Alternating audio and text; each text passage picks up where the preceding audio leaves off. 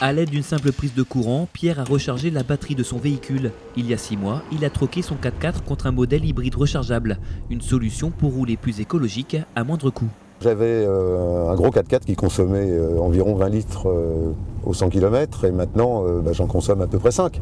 Donc la différence, 25 € à peu près au 100 km, c'est pas négligeable. Avec des trajets relativement courts en ville, ce que font la plupart des gens, eh bien, on ne fonctionne qu'à l'électricité une fois qu'on a chargé pendant la nuit.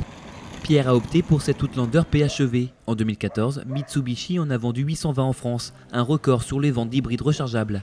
Nous sommes le seul à proposer un SUV, 4 roues motrices, 5 places, en hybride rechargeable avec la possibilité de rouler en ville pendant plus de 50 km en électrique pure et ensuite d'utiliser le moteur thermique et avoir une capacité totale de 824 km.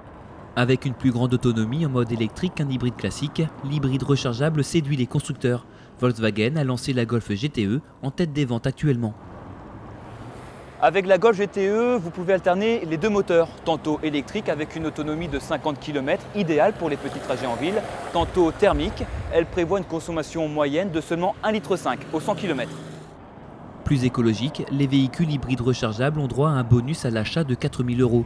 De quoi aussi séduire de futurs acheteurs. L'avenir va passer par l'hybride rechargeable puisque c'est aujourd'hui le meilleur compromis qu'on ait sur le marché pour concilier efficience, émissions de CO2, coût à l'utilisation, respect de l'environnement.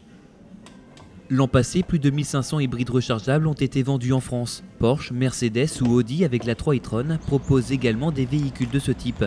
Et l'offre va continuer de s'élargir. Renault et Peugeot Citroën devraient commercialiser leur premier modèle en 2018.